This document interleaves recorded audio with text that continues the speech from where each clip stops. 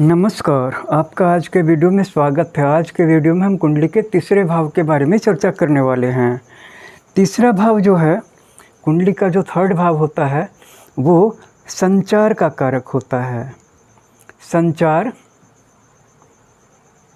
और शिक्षा।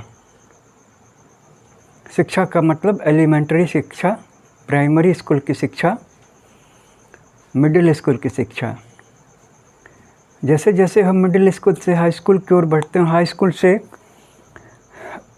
Intermediate, graduation, तो ये चीज़ जो है चौथे और पाँचवें में चली जाती है। लेकिन एलिमेंट्री और प्राइमरी स्कूल तो स्ट्रिक्टली तीसरे भाव के अंदर में है। ये उस शिक्षा के बारे में भी दर्शाता है जो आपको घर में मिलती है। मतलब इसे आप घर का कारक नहीं समझिएगा, बल्कि घर में जो एजुकेशन मिल रही है आपको, उसका कारक है। आपके मम्मी पापा मान लीजिए उनकी हिंदी मजबूत है तो आप हिंदी में तेज होगे। अगर आपके मम्मी पापा बंगाली बोलते हैं तो आप बंगाली में तेज हो जाओगे। अगर उनकी भाषा में बुद्धिमानी है तो आप भी बुद्धिमान हो जाओगे। बस यही सारी बातें। घर में भी तो एजुकेशन मिल रही है, तो घर में हो या स्कूल में, प्राइमरी एजुकेशन का कारक जो है शिक्षा का तीसरा भाव है। जैसे दूसरा भाव धन और मूल्य का कारक था, वैसे ही तीसरा भाव शिक्षा का कारक है और संचार का कारक है। संचार का मतलब एक जगह से दूसरी जगह जाना या एक बात को किसी और व्यक्ति को बोल के समझाना। जब आप पॉइंट ए से पॉइंट बी की तरफ जाते हो तो ये तीसरे भाव से होता है, और जब आप नॉलेज ए को बी व्यक्ति को देते हो तो इसमें कुछ बदलाव आते हैं। आपने जिस रूप में पढ़ा था, ग्रहण किया था, वहाँ पे थोड़ा सा बदलाव आ जाता है। आप किस रूप में दोगे, उसी रूप में दोगे, या उससे थोड़ा निम्न स्तर के रूप में दोगे, या उससे बेहतर करके दोगे, ये तीसरे भाव से डिटरमाइन होता है। और इस भाव से क्या क्या देखा जाता है? इस भाव से देखा जाता है सोचने की शैली, कि आप जो हैं किस तरह से सोचते हैं,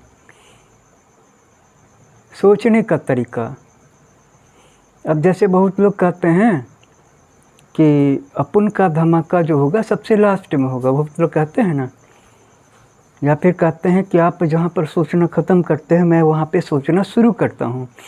इस तरह की बातें जो लोग बोलते हैं, ये उनकी ताकत के बारे में नहीं दर्शा रहा है, बल्कि उनकी वीकनेस के बारे में दर्शा रहा है। जो व्यक्ति खुद से अपने मुँह से अपनी प्रशंसा कर रहा है और ये उसकी सोचने की क्षमता है, सीमित है, कि वही उम्मीद भी कर रहा है कि लोग उसकी बात को मानेंगे, और जैसे वो डिंग हाँक रहा है या जैसे अपने मुँह से अपनी बड़ाई कर रहा है, मुँह मियाँ मिट्ठू बन रहा है, लोग उसकी बात मान रहे हैं। लेकिन लोग वो नहीं देखते हैं कि आप क्या बोल रहे हैं, बल्कि लोग ये देख रहे हैं कि आप क्या सोचते हैं, आपकी सोचने की क्षमता क्या है, उसकी सीमा क्या है। तो लोगों को धोखा नहीं दिया जा सकता।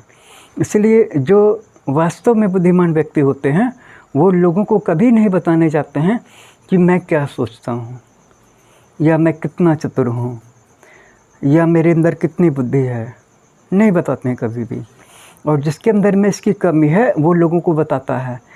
तो तीसरे भाव से हमें ये भी पता चल रहा है कि आपकी सोचने की शैली कैसी है, और ये बोलने और लिखने का तरीका भी बता रहा है।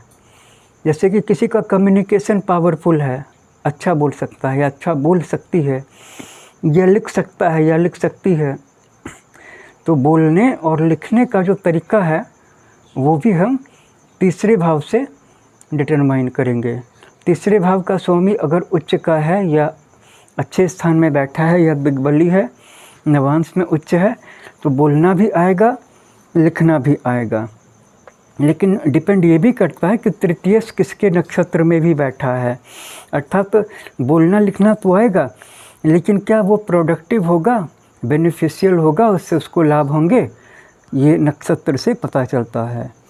और इसके अलावा जैसा कि मैंने शुरू में कहा कि ये एजुकेशन का भी कारक है, कि आपकी एजुकेशन जो है कितनी है और इस एजुकेशन ने आपको कहाँ तक पहुँचाया है, ये यहाँ से पता चलता है। इसके सामने जो नवम भाव है इससे पता चलता है। अगर इस भाव का स्वामी अच्छा है और इस भाव के स्वामी के साथ इस भाव का कुछ संबंध बन जाता है, दृष्टि का या कुछ भी, या युति का, या दोनों के मालिक कहीं बैठे हो दूसरे के नक्षत्र में, तो आपकी एजुकेशन से आपको डेफिनेटली लाभ होंगे भी, क्योंकि भाग्य ही है जो किसी चीज़ का फल देता है। और अगर इसका स्वामी, इसका संबंध इसके स्वामी से हो जाए 11वें वाले से, तो तात्कालिक लाभ होंगे। जैसे जो रैंडम या डेली लेवल होते हैं, जैसे इनकम का एक तरीका होता है डेली, सीखने का तरीका होता है डेली, कि कोई व्यक्ति धीरे धीरे bit by bit, step by step आगे बढ़ते हैं। बस वही सारी बातें हैं। और फिर यहाँ पे एक और इम्पोर्टेंस है इस बात का कि आपके भाई बहनों से आपके संबंध कैसे होंगे।